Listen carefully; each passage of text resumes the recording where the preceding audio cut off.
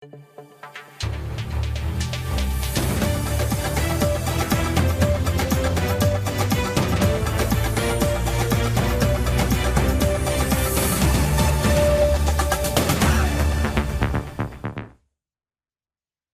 দর্শক, স্বাগত জানাচ্ছি আজকের সম্পাদকীয়তে। আমি জাফর সাদিক।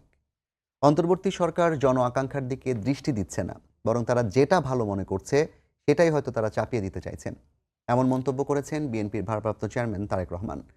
এদিকে ক্ষমতা গ্রহণের ১০০ দিন পূর্তিতে সরকারের গৃহীত নানা পদক্ষেপ ও তার অগ্রগতি সম্পর্কে জানাতে প্রধান উপদেষ্টা আজ সন্ধ্যায় জাতির উদ্দেশ্যে ভাষণে বলেছেন, নির্বাচনের ট্রেন যাত্রা শুরু করেছে, এটা আর থামবে না, কিন্তু যেতে যেতে আমাদের অনেকগুলো কাজ বা সংস্কার সেরে ফেলতে হবে। এই সময় তিনি আরও বলেন, এই সংস্কার হবে রাজনৈতিক দলগুলোর ঐক্যমতের ভিত্তিতে। বিএনপি চেয়ারম্যানের অভিযোগ এবং সরকারের অবস্থান, এই বিষয় নিয়ে আজকে সম্পাদকীয় জন আকাঙ্ক্ষা। আর এ নিয়ে আলোচনার জন্য স্টুডিওতে উপস্থিত আছেন নীলুফার চৌধুরী মনি, স্বনির্ভর বিষয়ক সহ সম্পাদক, বাংলাদেশ জাতীয়তাবাদী দল বিএনপি, এবং ডক্টর সাব্বির আহমেদ, অধ্যাপক, রাষ্ট্রবিজ্ঞান বিভাগ, ঢাকা বিশ্ববিদ্যালয়। দর্শক, আপনারা ওই আলোচনায় অংশ নিতে পারেন। এই জন্য আপনাদের ফোন করতে হবে টেলিভিশনে দেখানো নম্বরে। এছাড়া ফেসবুকের মাধ্যমে আপনাদের মন্তব্য পাঠাতে পারেন। আলোচনা শুরুতে জানিয়ে দেব এখনকার প্রধান শিরোনামগুলো। কয়েকদিনের মধ্যে ইসি গঠন, প্রয়োজনীয় সংস্কার শেষে হবে ভোট, জাতির উদ্দেশ্যে ভাষণে প্রধান উপদেষ্টা। ভারতের কাছে ফেরত চাওয়া হবে শেখ হাসিনাকে।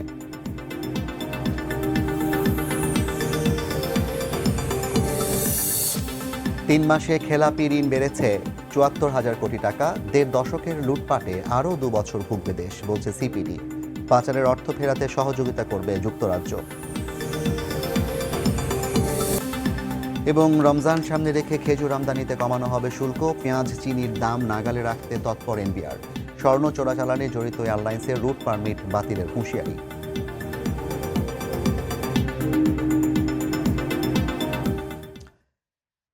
আপনারা প্রধান শিরোনামগুলো দেখলেন। এর প্রেক্ষিতে আজকে আমরা আলোচনা করব জন আকাঙ্ক্ষা নিয়ে। আমি প্রথমেই জনাব নীলুফার চৌধুরী মনির কাছে যেতে চাই। আপা, আপনি গতকাল বিএনপির ভারপ্রাপ্ত চেয়ারপারসন তারেক রহমান একটা বক্তব্য দিয়েছেন যে বর্তমান অন্তর্বর্তী সরকার জন আকাঙ্ক্ষার দিকে দৃষ্টি কম দিয়ে কিছু কিছু বিষয় হয়তো তারা চাপিয়ে দিতে চাইছে। আজকে প্রধান উপদেষ্টা যে ভাষণ দিয়েছেন, সেই ভাষণের প্রেক্ষিতে তার এই বক্তব্য আসলে কেন এসেছিল এবং ভাষণের পরে এই বক্তব্যে আসলে বিএনপি স্টিক করবে কিনা? ধন্যবাদ আপনাকে। যারা শুনছেন আমার শুভেচ্ছা, অভিনন্দন, আমার সহ-আলোচককে শুভেচ্ছা। দেখেন, আমি ওখানে ছিলাম গতকালকের ওই মিটিংটায়, যেটা বলেছিলেন যে আপনার যা চাইছে চাপিয়ে দিচ্ছে যে সরকার, এটা কিন্তু সত্য কথা। সরকার যে চাপিয়ে দিচ্ছে, দেখেন আপনি এতগুলো সংস্কারের করলো 10টা, হ্যাঁ, তারা কিন্তু বিএনপি সহ অন্য অন্য দলদের সেইভাবে ডাকেনি।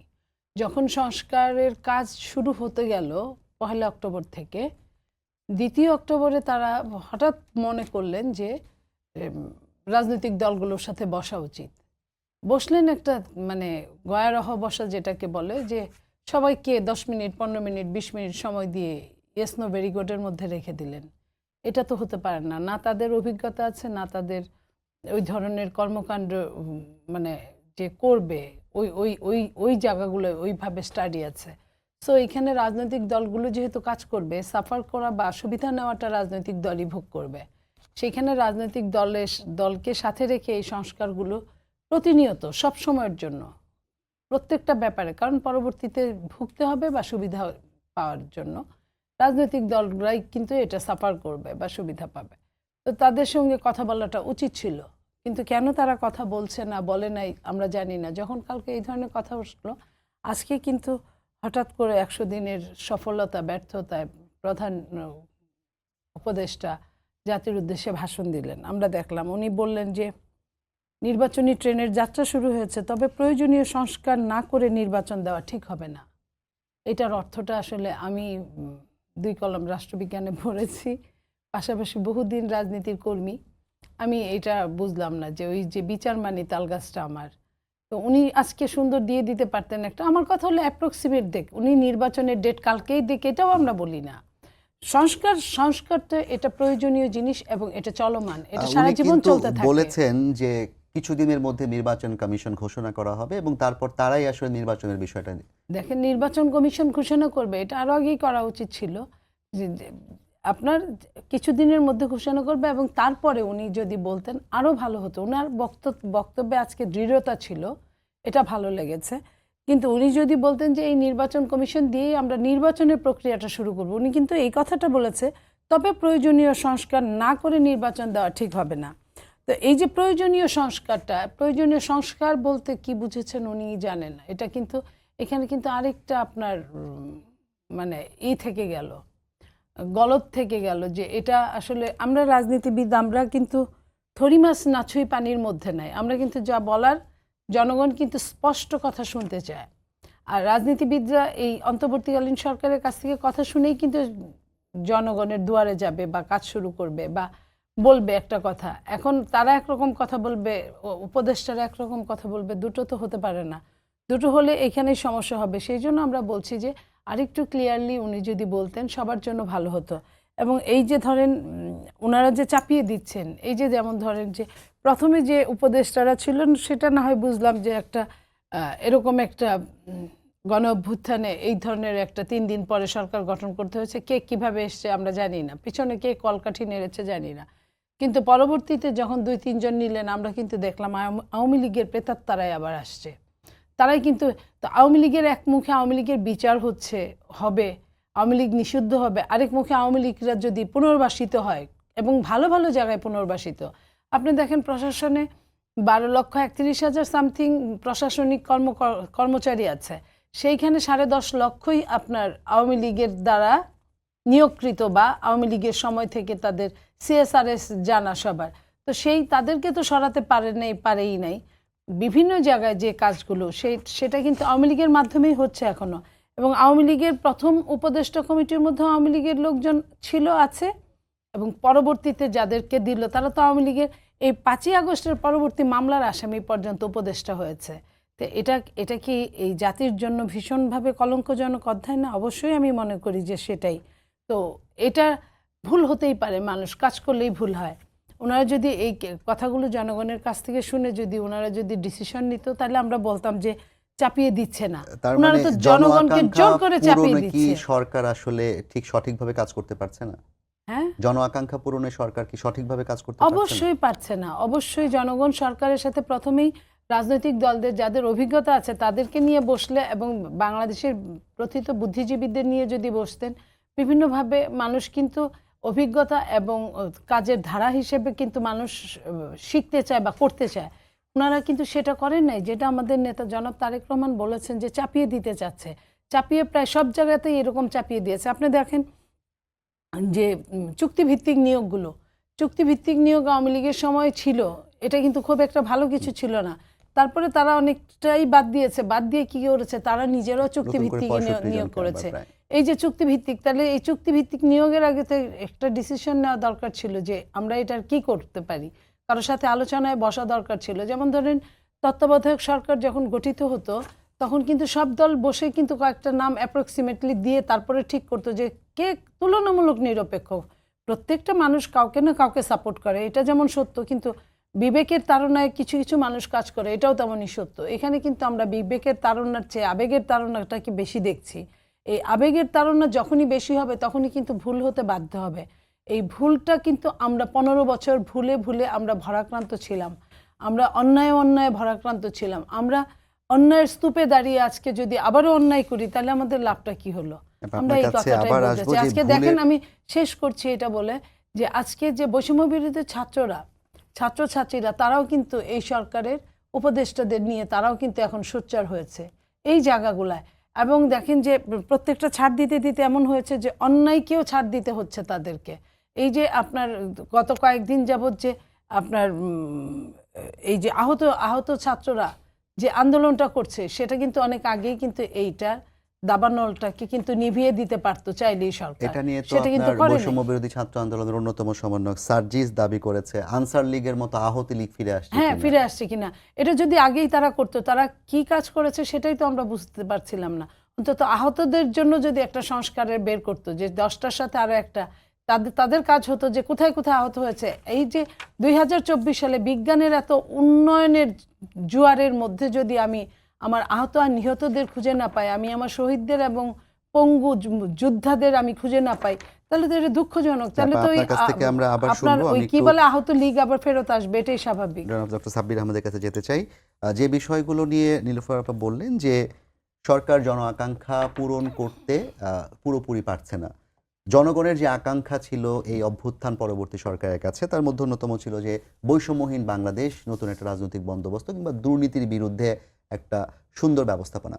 আপনি একজন রাষ্ট্রবিজ্ঞানের শিক্ষক হিসেবে এবং গবেষক হিসেবে কি মনে করেন যে সরকার জন আকাঙ্ক্ষা পূরণে কতটা সফল হলো কিংবা ব্যর্থ হলো? কারণ জনগণের অংশ বললে রাজনৈতিক দলগুলোর পাশাপাশি অরাজনৈতিক যে শক্তি আছে তারাও তো জনগণের অংশ। ধন্যবাদ আপনাকে এবং যারা এই আলোচনা শুনছেন। আমি হ্যাঁ, নীলুফার আপার আলোচনার সূত্র ধরেই আমি যদি বলতে চাই যে আহ, রাজনৈতিক সংস্কারের কথা বলছেন এই অন্তর্বর্তীকালীন সরকার, কিন্তু তারা এই আহ, রাজনৈতিক সংস্কার প্রচেষ্টায় রাজনৈতিক দলগুলোকে আস্থায় নিতে তারা ব্যর্থ হয়েছেন। এটা পরিষ্কার ওনার বক্তব্য থেকে এটা যারা বেরিয়ে আসছে। আমারও এই বিষয়ে সম্পূর্ণ একমত এবং ওনারা বলছেন, দৃঢ়তার সাথেই বলছেন যে নির্বাচন কমিশন গঠন হবে এবং সংস্কার শেষেই নির্বাচন দেওয়া হবে। তো এখানে একটা খুবই গুরুত্বপূর্ণ বিষয় যে যে রাজনৈতিক সংস্কারগুলো হবে, আমি অন্য সংস্কারগুলোর কথা বলছি না, এই রাজনৈতিক সংস্কারগুলো কিন্তু ওনারা বাস্তবায়ন করতে পারবেন না। এই রাজনৈতিক সংস্কার বাস্তবায়ন করবে যে সরকারটি নির্বাচিত হবে পরবর্তী নির্বাচনে, তাদেরকেই কিন্তু সেটা করতে হবে। সুতরাং এখানে কিছুটা মানে কথার ফাঁক রয়ে গেছে। এটা নিয়ে মানুষের মধ্যেও প্রশ্ন আছে যে মানুষের সংস্কারের কথা যেটা বলা হচ্ছে, জি জি জি এই সরকারের যে ব্যান্ডেড কিংবা যে ক্ষমতা, সেই ক্ষমতায় আসলে তারা সংস্কার করে সেটা পাশ করানোর সুযোগ আছে কিনা? এইটা তারা এটা তারা তারা একটা হয়তো সংস্কারের একটা রূপরেখা দিতে পারবেন। এই পর্যন্তই ওনাদের কাজ, যেটা আমরা 90-এর সময়ও কিছুটা দেখেছি যে যে টাস্কফোর্স রিপোর্টের মাধ্যমে যে সংস্কারের কথা বলা হয়েছে, মানে সেটা কি শুধু সুপারিশ হবে? এটা সুপারিশই তো হবে, কারণ এটা তো আলটিমেটলি বাস্তবায়ন করবে তো নির্বাচিত সরকার, যারা পরবর্তী সংসদ গঠন করবে। সেই সংসদই কিন্তু এটা এটা তাদের দায়িত্ব, কিন্তু এটা অন্যদের দায়িত্ব না। এই বিষয়টিতে পরিষ্কার একদম। আর আপনি যে জন আকাঙ্ক্ষার কথা বলছেন, নিঃসন্দেহে এই 5ই আগস্টের পরে দেশে যে অবস্থা তৈরি হয়েছিল, যে অনিশ্চয়তা, অস্থিরতা, অস্থিতিশীলতা, সেই জায়গায় উন্নতি হয়েছে নিঃসন্দেহে, আমরা সেটা কথা বলছি না। কিন্তু আমরা জনমনে যে আশঙ্কাগুলো দেখছি, বিশেষ করে 2-3টা বিষয়ে। একটা হচ্ছে যে অর্থনৈতিক ক্ষেত্রে যে আমরা দেখতে পাচ্ছি মূল্যস্ফীতির যে চাপ, যে চাপের ফলে আমাদের এই নিম্ন শ্রেণীর মানুষ সমাজের তারা কিন্তু ভুগছে। এবং এই আমরা প্রতিনিয়ত যখনই এই টেলিভিশন, যখন আমরা টক শোতে আসি, যারা আমাদেরকে চেনে তারা বলে দেয় যে আপনারা অন্ততপক্ষে বাজারের কথাটা গিয়ে বলবেন। হ্যাঁ, আজকেও একজন বলছিল যে বাজারের কথাটা বলবেন। তো এই যে জায়গাটাতে এই জায়গাটাতে খুব দৃশ্যমান কোনো উন্নতি আমরা দেখছি না এখন পর্যন্ত। এবং এই ক্ষেত্রে আমার মনে হয় যে বর্তমান সরকারকে গুরুত্বের সাথে প্রায়োরিটি দিয়ে এটাকে বিবেচনা করতে হবে। 2 নম্বর হচ্ছে যেটা আইন শৃঙ্খলা পরিস্থিতি। আইন শৃঙ্খলা পরিস্থিতির ক্ষেত্রেও কিন্তু এক ধরনের ভয়াবহ আস্থাহীনতা আমরা সাধারণ জনগণের মধ্যে দেখেছি। আপনি নিশ্চয়ই দেখেছেন গতকালকে বা সম্ভবত পরশুদিন আজিমপুরে যে ডাকাতিটা তো হলো, সেই ডাকাতরা ঘরে ঢুকে একটা ছোট্ট বাচ্চাকে পর্যন্ত নিয়ে গেছে। ব্যক্তিগত জায়গা থেকে ছিল। হ্যাঁ, সে যে জায়গা থেকেই হোক, কিন্তু ঘটনাটা তো ঘটেছে আর কি। তো এই ধরনের ঘটনা কিন্তু আরও ঘটছে। সুতরাং এই সমস্ত জায়গায় যদি কোনো উন্নতি না করা যায়, তাহলে কিন্তু আমার মনে হয় যে এই মানে আপনার এই সরকারের প্রতি জনগণের আস্থা দিন দিনই কমতে থাকবে। আরেকটি বিষয় খুব গুরুত্বপূর্ণ, এবং এটার মধ্যে যেমন আমরা কিছুদিন আগেও দেখেছি যে ডোনাল্ড ট্রাম্প একটা টুইটের মাধ্যমে বাংলাদেশের সংখ্যালঘু নির্যাতনের ইস্যুটি সামনে নিয়ে এসছেন। আমরা আজকের পত্রিকা থেকেও, আজকের প্রথম আলো পত্রিকাও দেখলাম যে তারাও এই ধরনের একটা নিউজ করেছে। কিন্তু আমি ঠিক পরিষ্কার নই, বা আমরা কেউ শিওর না যে আসলে এই ঘটনার কংক্রিট প্রমাণটা কোথায়। যে কোথায় কি ঘটেছে সেটা কিন্তু আমরা জানি না। ধরুন এটা যদি ফেকও হয়ে থাকে তাহলে এই বিষয়ে সরকারের একটা পরিষ্কার অবস্থান নেওয়া উচিত। বিশেষ করে আন্তর্জাতিক পর্যায়ে এক ধরনের ষড়যন্ত্র কিন্তু বাংলাদেশের বিরুদ্ধে এটা চলমান এবং এটা চলবে সামনের দিনগুলোতে। সুতরাং বাংলাদেশের ভিতরে অস্থিতিশীলতা তৈরির ক্ষেত্রে বাইরের একটা এলিমেন্ট শক্তিশালীভাবে কাজ করবে। এটাকে মাথায় রেখে যদি এই সরকার না কাজ করে সেটা তাদের জন্য একটা বড় ধরনের ঝুঁকির কারণ হবে বলে আমি মনে করি। আপনার কাছে আরেকবার ফিরতে চাই, আন্তর্জাতিক ক্ষেত্রে ষড়যন্ত্র চলমান, যেটা গতকালকে তারেক রহমান তিনিও বলেছেন যে এই সরকার যদি ব্যর্থ হয় আন্তর্জাতিক ষড়যন্ত্রের দিকে, দেশি এবং আন্তর্জাতিক দুটোর কথাই তিনি বলেছেন, যদি নজর দিতে ব্যর্থ হয় তাহলে দেশ আবার আগের অবস্থায় ফিরে যাওয়ার সম্ভাবনা আছে। রাজনৈতিক দল হিসেবে বিএনপি কি মনে করে এই আন্তর্জাতিক যে ষড়যন্ত্রের কথা বলা হচ্ছে সেটা সরকার কিভাবে মোকাবেলা করার সুযোগ তৈরি করতে পারে? দেখেন, সরকার এই জায়গায় মোকাবেলা করার অনেক রকম রেস করতে পারে। প্রথমে আন্তর্জাতিক ষড়যন্ত্র মোকাবেলার জন্য আপনার আভ্যন্তরীণ কড়াকড়ি আরোপ করতে হবে। সরকার যেমন ধরেন ছেড়ে দিয়েছে, আওয়ামী লীগ কিন্তু কয়েকজন এমপি, মন্ত্রী এবং প্রধানমন্ত্রী সাবেক সব এই পতিত সরকারের এরাই শুধু পালিয়ে যেতে পেরেছে। তাও কিভাবে গেল আমরা কিন্তু শুনেছিলাম 600-650 লোক কোনো একটা জায়গায় আছে অ্যারেস্টেড হিসেবে, বাট আমরা পরে আর তাদের দেখতে পাইনি। পরে আমরা তাদের বিভিন্ন বিদেশের পার্কে, রেস্তোরাঁয়, আপনার কি বলে শপিং মলে, এইসব জায়গায় আমরা দেখেছি খুশ গল্প করতে। এই মানুষগুলো সমস্ত বিশ্বে তাদের তো টাকার কোনো শেষ নাই, কারণ তারা এত বেশি টাকা পাচার করেছে, বিলিয়ন বিলিয়ন টাকা পাচার করেছে। সেই টাকা দিয়ে তারা এখন বিভিন্নভাবে লবিস্ট নিয়োগ করছে, বিভিন্নভাবে টাকায় কিনা হয়, ছোটোবেলা পড়েছিলাম, সেটা তারা করছে। আর দেশের যে ঘাপটি মারা যে আওয়ামী লীগগুলো, তারা তো যারা সুবিধাভোগী, যারা হালুয়া রুটির ভাগ খেয়েছে 15 বছর 16 বছর, তারা কিন্তু সব ওইভাবেই আছে, প্লাস প্রশাসন যন্ত্র সবই যখন আছে। এই কারণেই আপনি দেখেন, এই কারণেই আইন শৃঙ্খলা ঠিক হচ্ছে না, এই কারণেই আপনার আনসার লীগের যাত্রা শুরু হচ্ছে, আহত লীগের যাত্রা শুরু হচ্ছে বিভিন্নভাবে প্রতিদিন কিন্তু আপনার দেশে এবং বিদেশে এই যে জিও পলিটিক্স সঙ্গে যোগ দিয়ে আমরা কিন্তু বিভিন্ন ফোনের কথোপকথন শুনতে পাচ্ছি। আমরা ওইখান থেকে অর্ডার করা হচ্ছে, এইখানে কার্যকর করা হচ্ছে। এই যে এই জায়গাগুলা যেহেতু হাতের পাঁচ আমার হাতের মধ্যে আছে, আমি কিন্তু চাইলে এখানে আপনার অনেক শিশু সন্ত্রাসীদেরকেও ছেড়ে দেওয়া হয়েছে। তো সেগুলোও কিন্তু এক ধরনের আরেক সমস্যা সৃষ্টির কারণ। এবং পাশাপাশি যারা আছে তাদেরকে যদি ওইভাবে আইনের শাসনের মধ্যে নিয়ে যাওয়া হয়, এবং বিদেশে যারা যেভাবে আছে তাদের ওই দেশগুলোর সাথে আমাদের প্রধান উপদেষ্টা কিন্তু বিদেশের সাথে অত্যন্ত ভালো সম্পর্ক, এবং উনি চাইলে ব্যক্তিগতভাবে সম্পর্ক আছে ওনার যেভাবে সারা বিশ্বে, উনি চাইলে কিন্তু এটার একটা বিহিত উনি খুব তাড়াতাড়ি করতে পারে, যদি উনি আপনার শক্তিটা প্রয়োগ করার চেষ্টা করেন, চিন্তা করেন। এখন উনি যদি চিন্তা না করেন তাহলে তো আর হবে না, এটা তো আমি বা আপনি করে রাখতে পারবো না। এখন উনি কি ভাবছে, ওনারা কি ভাবছে, ওটা কিন্তু খোলাসা আমাদের সাথে হয় নাই। আমরা এটুকু শুনেছি যে পাশের দেশে যে আমাদের পতিত সরকারের যে মেনজন আছে তাকে আনার ব্যবস্থা করা হবে, হচ্ছে কোথায় আমরা কিন্তু কাগজে কলমে দেখছি না। আমরা কাজের গুরু আপনার শুধু মুখে মুখে শুনছি, আমরা গোয়ালে গিয়ে দেখতে পাচ্ছি না। আজকেও কিন্তু এটা নিয়ে আলাপ হয়েছে যে শেখ হাসিনাকে ফিরিয়ে আনার জন্য ভারতের কাছে আহ্বান জানানো হবে। গতকাল বে অফ বেঙ্গল যে কনফারেন্সটি হলো, সেখানে একটা সাইড টেবিলে একটা আলোচনা হয়েছিল, সেখানে ভারতীয় কিছু মানুষ ছিলেন এবং বাংলাদেশের কিছু মানুষ ছিলেন গুরুত্বপূর্ণ। সেই আলোচনায় কিন্তু আপনি যদি দেখে থাকেন যে আলোচনাটা হয়েছিল শেখ হাসিনাকে ফিরিয়ে আনার ব্যাপারে। তো সেখান থেকে যে বক্তব্যটা এসছে যে সরকার যদি দাবি করে তাহলে সেটা নিয়ে আলাপ হতে পারে, এখন তো সরকার দাবি করে নাই।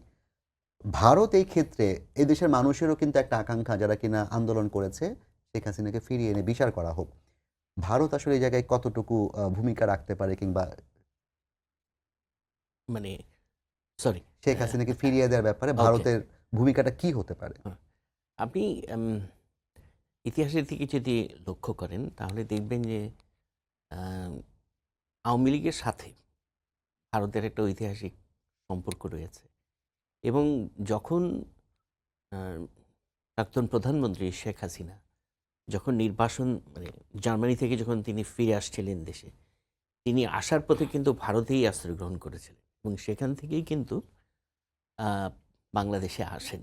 এটা একটা বিষয়, এই ইতিহাসটা আমরা সবাই কম বেশি জানি। আরেকটা বিষয় হলো যে ভারতের কংগ্রেস, আমরা প্রণব মুখার্জির কথা জানি, আমরা জ্যোতি বসুর কথা জানি, যে এই স্তরের নেতৃবৃন্দের সাথে প্রাক্তন প্রধানমন্ত্রীর ব্যক্তিগত পর্যায়ের সম্পর্ক তাদের রয়েছে। সুতরাং ভারতের ওই যে মানে রাজনৈতিক এলিটদের একটা সফট কর্নার ওনার প্রতি রয়েছে এবং ওনার পরিবারের প্রতি রয়েছে। তো সেই জায়গা থেকে এবং বিগত 15 বছরে যে পরিমাণ মানে কুইট প্রোকো হয়েছে ভারতের সাথে এবং সম্পর্কের ক্ষেত্রে, প্রধানমন্ত্রী বলেছিলেন তৎকালীন যে ভারতকে যা দিয়েছে আজীবন মনে রাখবে। এক্স্যাক্টলি। তো সেই কারণ থেকে তাদের তাদের কাছে একটা নৈতিক দায়বদ্ধতা আছে শেখ হাসিনার, প্রাক্তন প্রধানমন্ত্রী শেখ হাসিনার ব্যাপারে।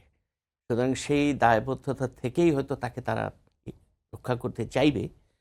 কিন্তু চূড়ান্ত বিচারে ভারত, আমি যতদূর ভারতকে বুঝি বা ভারতকে উপলব্ধি করি, যে চূড়ান্ত বিচারে তারা কি জাতীয় স্বার্থের সাথে কম্প্রোমাইজ করবে, আমার কিন্তু সেটা মনে হয় না আর কি। জাতীয় স্বার্থ, ভারতের জাতীয় স্বার্থের সাথে এই ইস্যুটা কম্প্রোমাইজ করবে কি না সেটা কিন্তু, এই বিষয়ে আমার সন্দেহ আছে আর কি।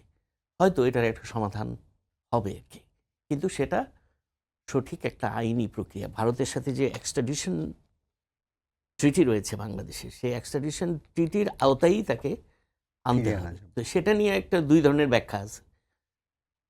আমাদের দিক থেকে আমরা বলছি যে সেই সুযোগটা আছে। ভারতের পক্ষ থেকে বলা হচ্ছে যে এক্সট্রাডিশন ট্রিটির মধ্যে কিছু বিষয় আছে যেটা দিয়ে তারা আবার ওনাকে নাও পাঠাতে পারে। তো আমরা এটা আমাদের জন্য অপেক্ষা করে দেখতে হবে যে বিষয়টা সরকার কিভাবে অফিসিয়ালি চাওয়ার পরে কি কিভাবে ব্যাপারটা অ্যাড্রেস দাঁড়ায়। করে আর কি। মনিয়াপ, আপনার কাছে আরেকটু আসতে চাই। আপনি কথা বলছিলেন প্রথমে যে সংস্কার বিষয়ে, হুম। এবং আপনার কথায় যেটা, এবং জনাব সাব্বির আহমেদের কথাও যেটা পরিষ্কার হলো যে এই সরকার সংস্কারের যে রূপরেখা কিংবা সুপারিশ কিংবা প্রজ্ঞাপন যাই করুক না কেন, সেটা রাজনৈতিক দলকেই বাস্তবায়ন করতে হবে। আমার প্রশ্ন হচ্ছে যে এই রাজনৈতিক দলগুলো ভবিষ্যতে ক্ষমতায় আসবে, সংস্কারের যে কাঠামো কিংবা যে সংস্কারগুলো এই সরকার করতে চাইছে তার অনেকগুলোই নানা কারণে রাজনৈতিক দলগুলোর পক্ষে হয়তো করা সম্ভব হবে না। তো এই সংস্কারগুলো হয়ে যাওয়াটা রাজনৈতিক দলগুলোর নির্বাচনের আগে ভালো না খারাপ হবে? দেখেন, এটা সংস্কার তো আসলে একটা লেন্দি প্রসেস। আপনি চাইলে এখানে আলোচনা হবে, সমালোচনা হবে, কোনোটা খারিজ হবে, কোনোটা ইনক্লুড হবে। তো সেই জায়গায় সংস্কারের সাথে আমি ইলেকশন, নির্বাচনটা গুলিয়ে ফেলা মনে করি। এটার সাথে এটা যায় না। যতটুকু হবে প্রাইমারি সংস্কার আপনি করে, আপনার যদি ইচ্ছা থাকে যে হ্যাঁ রাজনীতিক, যেমন আমি আপনাকে প্রমাণ দিই, ১/১১ সরকারের সময় কয়েকটা সংস্কার হয়েছিল, তার মধ্যে একটা সংস্কার নারীর ক্ষমতায়নে। ওখানে বলা হয়েছিল যে ২০২০ নাগাদ ৩৩% নারী, মানে একদম আপ টু বটম পর্যন্ত রাজনীতিতে অংশগ্রহণ করতে হবে। সেটা কিন্তু ২০২০-এ এসে রাজনীতিবিদদের কেউই কিন্তু এই কোটাটা পূরণ করতে পারে না, এই বিধায় আবার ২৫ পর্যন্ত এটা টেনে নিয়ে গেছে। তো এই যে সংস্কারের যে জিনিসগুলো চাইলেই কিন্তু মানে আপনার ইলেকটেড সরকার এসে আবার চেঞ্জ করতে পারে। এই চেঞ্জ করতে করতে কিন্তু আপনার সংবিধানের মধ্যেও ষোড়শ সপ্তদশ সংশোধনী চলে গেছে। তা এইখানে আপনার সংস্কার যাই করুক না কেন রাজনীতিবিদদের জন্যই করতে হবে, তাদেরকে বাদ দিয়ে করা সম্ভব না। করলেও ওই যে আবার সংশোধনী হয়ে যাবে, কারণ হা জয় যুক্ত হয়েছে এটার শক্তি কিন্তু ভীষণ বেশি। কারণ এখানে একজন পলিটিক্যাল সায়েন্সের টিচার আছেন আমার সাথে। তো এই হা জয়যুক্ত হয়েছে সাথে কোনো শিক্ষা, কোনো দীক্ষা, কোনো মেধা কিছুই ডিপেন্ড করে না। এখানে এত শক্তিশালী বর্তমান সরকার তো এই জায়গাটাতেই পরিবর্তন করতে চাচ্ছে। এই জায়গাটাতে যে পরিবর্তন করতে চায়, আপনার একটা জিনিস দেখেছেন, বিএনপি একটা রেইনবো নেশনের একটা 31 দফা দিয়েছে আপনার প্রকাশ করেছে গত বছর জুলাই, 1 বছর আগে যখন এই কোটা আন্দোলনের কিছুই ছিল না। সেইটা যদি আপনি দেখেন, ওইখানে বিএনপি কিন্তু নিজ থেকেই অনেক সংস্কার করেছে, যে সংস্কারগুলো আপনার বৈষম্য বিরোধী ছাত্রের কোনো একজন ছাত্র বলেছিলেন যে আমাদের মুখের কথাটা তারেক রহমান সাহেব তার নিজের মুখ দিয়ে প্রকাশ করে। এরা ছোট মানুষ, এরা অনেক কিছু বলবে, এটাই স্বাভাবিক। তো এখন আমরা যদি ওই চিন্তাই না করতাম, আমরা কিন্তু পরিস্থিতি থেকে মানুষকে অনেক কিছু শিক্ষা দেয়। আপনি আমাদের নেতার বক্তব্য, তার কাজ, তার ধরন কাজের সব কিছু মিলে যদি আপনি যত শত্রুই হন না কেন, আপনাকে চুলচেরা হিসাব করে বলতে হবে যে আমরা বাংলাদেশ জাতীয়তাবাদী দল, যার সাথে বাংলাদেশের সিংহভাগ মানুষ রয়েছে, ভোটার রয়েছে, তারপরেও কিন্তু আমরা জনগণের পালস নিয়ে কাজ করি, এবং জনগণের পালস নিয়ে কাজ করতে গিয়ে কিন্তু আমাদের কেউ বলে দেয় না, আমরা নিজেরাই এই সংস্কারগুলো করেছি। আমাদের আপনি যেহেতু বিভিন্নভাবে বিশেষজ্ঞ মহলরা এই আপনি কাজগুলো যেহেতু করেছে অনেক বছর। বৈষম্য বিরোধী ছাত্র আন্দোলনের কথা বললেন এবং বিএনপির সংস্কার একটা রূপরেখা তারা তৈরি করছে, পরিবর্তনের একটা ধারায় যাচ্ছে, সেটার পাশাপাশি আমরা যদি সংবাদ মাধ্যমগুলোতে দেখি, গতকালকেও পাবনাতে 2 গ্রুপের সংঘর্ষে একজন মারা গেছেন। তো এই যে বিএনপির যে পরিবর্তনের ধারায় তৃণমূলকে কি সম্পৃক্ত করা যাচ্ছে কিনা? দেখেন, একটা জিনিস আমি আপনাকে বলি, আমি ক্লিয়ারলি এই কথাটা বলতে চাই, আমি জানি না কার এটা পক্ষে বিপক্ষে যাবে। অনেক দিন একটা দল, অনেক দিন কিছু না পাওয়া এবং অনেক কষ্ট করা, এবং এইখানে যে দখল টখলের অনেক কিছু বলেন, অনেক কিছু কিন্তু তারা পুনর্দখলই করার। ধরেন আমার জায়গা দখল করে নিয়ে গেছে একজন, আমার বাড়ি ঘর সব দখল করে নিয়ে গেছে, অফিস দোকান সব নিয়ে গেছে। সেই জায়গায় আমি যখন, কবে আমাকে পুলিশের কোনো নিজেদেরই শৃঙ্খলা নাই এখন, তারা রাস্তায় দাঁড়িয়ে তামসা দেখে, তারা এখন কোনো কিছু ধরে না।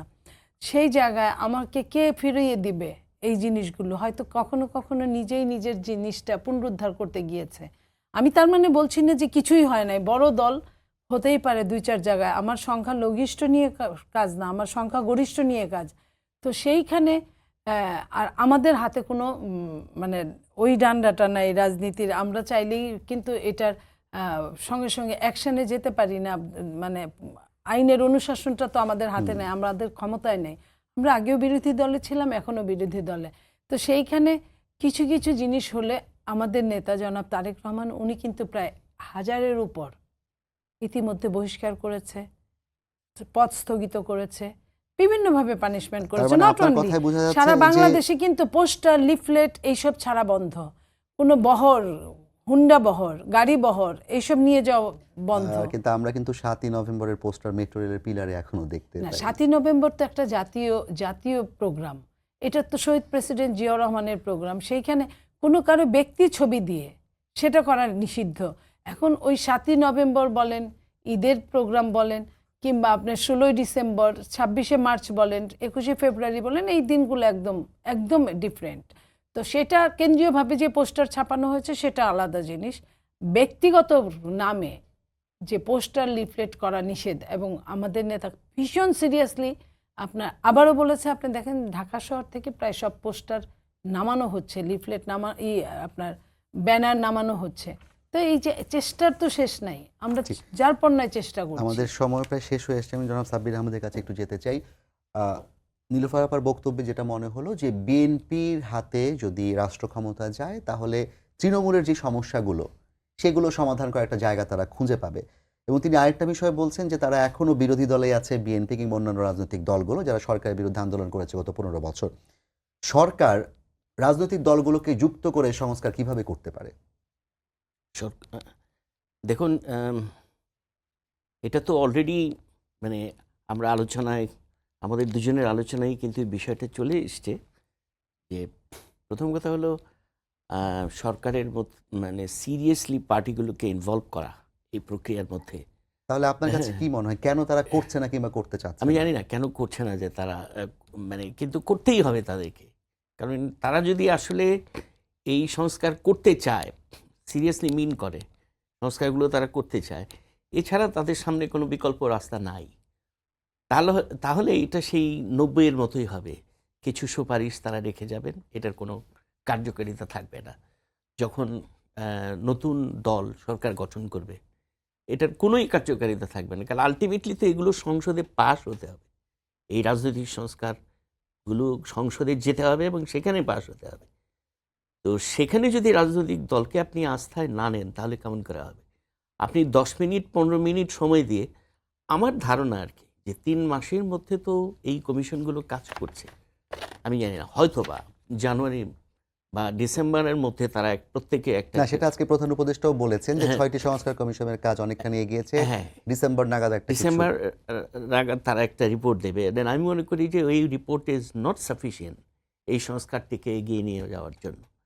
সেই রিপোর্টটা যদি মানে রাজনৈতিক দলের যে পালসকে যদি রিফ্লেক্ট না করে, কোনো লাভ হবে না। সুতরাং ওইগুলোকে নিয়ে আবার বসতে হবে রাজনৈতিক দলগুলোর সাথে। শুধু তাই নয়, সেগুলো তাদের সেই সুপারিশগুলো জনগণের কাছে পৌঁছাইতে হবে মিডিয়ার মাধ্যমে। আমরা দেখেছি যে বৈষম্যবিরোধী ছাত্র আন্দোলনের লিয়াজো কমিটি যেটা ছিল সেখান থেকে নাগরিক কমিটি হয়েছে। নাগরিক কমিটি থানায় থানায় তারা কমিটি তৈরি করছে।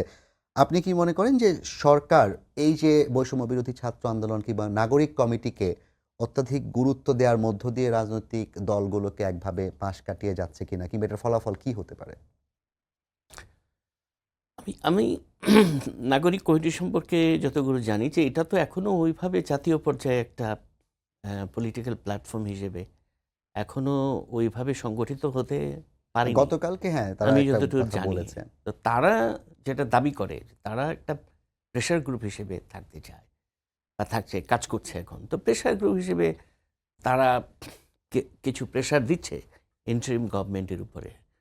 তো আমার মনে হয় যে মানে অনেকটা এই বৈষম্য বিরোধী ছাত্র আন্দোলন তারা মাঝে মধ্যে যেভাবে বিহেভটা করে, সেটা আমার অনেক সময় মনে হয় যে তারা বলতে চায় যে সরকারকে সবসময় আমাদের কথা মেনে চলতে হবে। এইটা হুইচ ইজ নট পসিবল। এটা কোনো সরকারের পক্ষেই সম্ভব না যে আমরা একটা সরকার একটা প্রেশার গ্রুপের কাছে সবসময় সব বিষয়ে সব কিছু শুনতে বাধ্য থাকবে। এইটা তো হয় না, এটা কখনো কাজ করে না কোথাও আর কি। জনগণের আকাঙ্ক্ষা নিয়ে আমরা কথা বলছিলাম, মাঝে বেশ কিছু আলাপও আসলো। জনগণের আকাঙ্ক্ষা পূরণ করাটা কি আসলে এই সরকারেরই দায়িত্ব, নাকি হচ্ছে এটা তারা নির্বাচন দেওয়ার মধ্য দিয়ে নির্বাচিত সরকারের হাতে সেই আকাঙ্ক্ষা পূরণের দায়িত্ব দিবে? কারণ আমরা কথা হচ্ছিল দ্রব্যমূল্য নিয়ে, আইন শৃঙ্খলা পরিস্থিতি নিয়ে, এগুলো কি এই সরকারের দ্বারা আসলে আকাঙ্ক্ষা পূরণ করা দেখেন, সম্ভব কিনা? কিছু জিনিস আছে তড়িৎ আর কিছু জিনিস আছে বিলম্ব।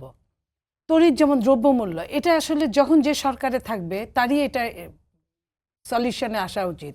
যেমন এখন আমরা আগে জানতাম যে সিন্ডিকেট আছে, এটা সত্য। আপনার ৪৫ টাকা ৪০ টাকার পেঁয়াজটা যখন ১২০ থেকে ১৪০-এ ওঠানামা করে, তখন আপনার বুঝতে হবে যে সিন্ডিকেটের দৌরত্বটা কতটুকু। আজকে যেমন আপনার প্রধান উপদেষ্টা এটা বললেন ৯.৫ কোটি ডিম অর্ডার দিয়েছে। আপনি দেখেন যে দেশের মানুষ প্রায় ২০ কোটি, ৯.৫ কোটি ডিম তো অর্ধেক মানুষের জন্য একদিনের খাবার এবং হয় সেটা না। আমদানি করা যায় না বিভিন্ন যায় নাই। বিধিনিষেধের কারণে। উনি ৩০ লাখ বলেছে ডিম এটা। আমদানি হয়েছে। তো এই যে বললেন, বলাটাও বা কি, এটা কি একদম লিখে রেখে এক ফোঁটা দিলেন শিশিরের মতো না? যে এই শিশির দিয়ে কি করবে বাংলাদেশের মানুষ? তার মানে তারা কত অসহায়, আপনি এই জায়গাটা দেখেন। তো এই জিনিসটা আপনার কবে নির্বাচন দিবেন সেই দিন বাজার মূল্য ঠিক হবে।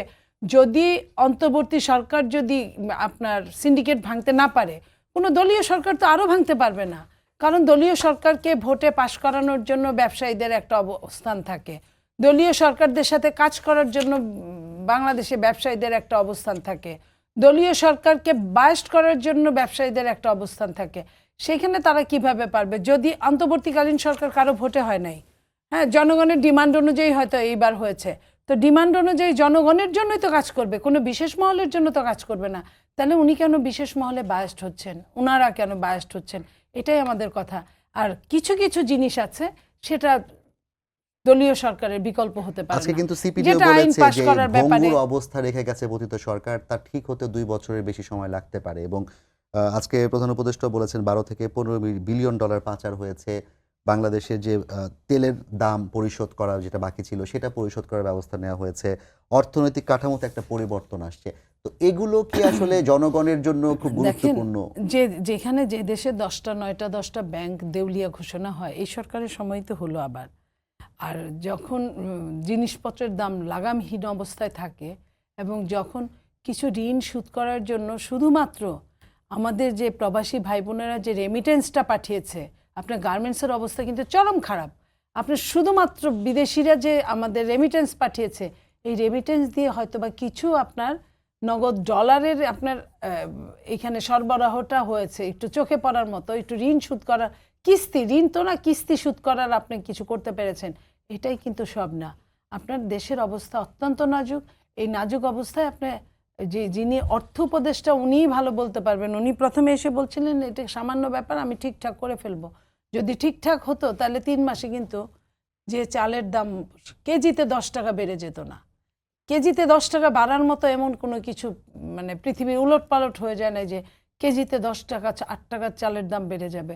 সো এই জায়গাটা থেকে বুঝতে হবে যে আমাদের অবস্থা কতটা সঙ্গীন। সেই জায়গায় আবার এই যে ওনারা যে সংস্কারের কথা বলছেন, সেই সংস্কার ওনাদের এত তড়িৎ না, এটা চলমান, এটা চলবে।